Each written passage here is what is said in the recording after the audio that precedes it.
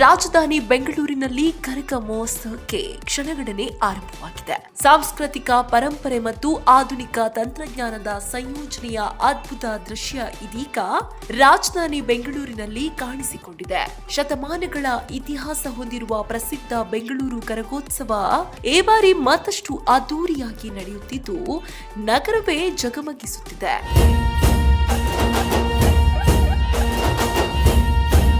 ಈ ಬಾರಿಯ ಕರಗೋತ್ಸವಕ್ಕೆ ವಿಶೇಷ ಕಳೆ ತಂದಿರುವುದು ಮೈಸೂರು ದಸರಾ ಶೈಲಿಯ ಅಲಂಕಾರ. ಮುಜರಾಯಿ ಸಚಿವ ರಾಮಲಿಂಗಾರೆಡ್ಡಿಯವರ ಸೂಚನೆಯಂತೆ ಬೆಂಗಳೂರು ನಗರವನ್ನ ದಸರಾ ಮಾದರಿಯಲ್ಲಿ ವಿದ್ಯುತ್ ದೀಪಗಳಿಂದ ಅಲಂಕರಿಸಲಾಗಿದೆ. ಪ್ರಮುಖ ರಸ್ತೆಗಳಲ್ಲಿ, ವೃತ್ತಗಳಲ್ಲಿ ಮತ್ತು ದೇವಸ್ಥಾನಗಳ ಸುತ್ತಲೂ ವರ್ಣರಂಜಿತ ಲೈಟಿಂಗ್ ವ್ಯವಸ್ಥೆ ಮಾಡಲಾಗಿದೆ.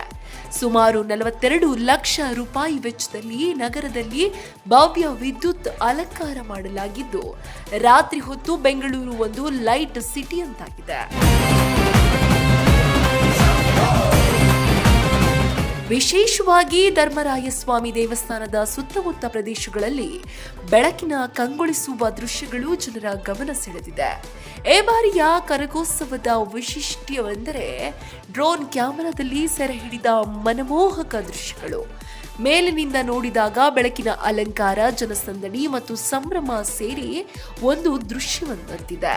ಸಾಮಾಜಿಕ ಜಾಲತಾಣಗಳಲ್ಲಿ ಈ ದೃಶ್ಯಗಳು ಸಾಕಷ್ಟು ವೈರಲ್ ಆಗುತ್ತಿವೆ.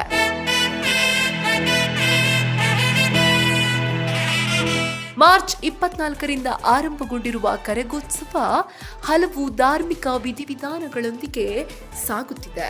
ಇದರ ಶಿಖರ ಕಾರ್ಯಕ್ರಮವಾದ ಕರಗ ಶಕ್ತ್ಯೋತ್ಸವ ಏಪ್ರಿಲ್ 1ರಂದು ಅದ್ದೂರಿಯಾಗಿ ನಡೆಯಲಿದೆ.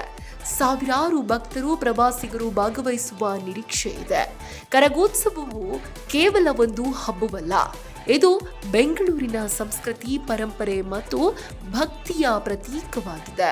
ಈ ಬಾರಿ ಅದಕ್ಕೆ ಸೇರಿದ ಆಧುನಿಕ ಲೈಟಿಂಗ್ ಮತ್ತು ಅಲಂಕಾರಗಳು ಹಬ್ಬದ ವೈಭವವನ್ನ ಇನ್ನಷ್ಟು ಇಮ್ಮಡಿಗೊಳಿಸಿವೆ. ಬೆಂಗಳೂರು ಕರಗೋತ್ಸವ ಪರಂಪರೆಗೂ ತಂತ್ರಜ್ಞಾನಕ್ಕೂ ಸೇತುವೆ ಹಾಕಿದ ಅದ್ಭುತ ಹಬ್ಬ. ರಾಜಧಾನಿ ಬೆಳಕಿನಲ್ಲಿ ಮಿಂಚುತ್ತಿದೆ, ಭಕ್ತಿಯಲ್ಲಿ ತೇಲುತ್ತಿದೆ. ಇದು ಈ ಹೊತ್ತಿನ ವಿಶೇಷ. ಇನ್ನಷ್ಟು ಸುದ್ದಿಗಳಿಗಾಗಿ ನೋಡ್ತಾ ಇರಿ ಸಪ್ತಾಶ್ವ ಟಿವಿ.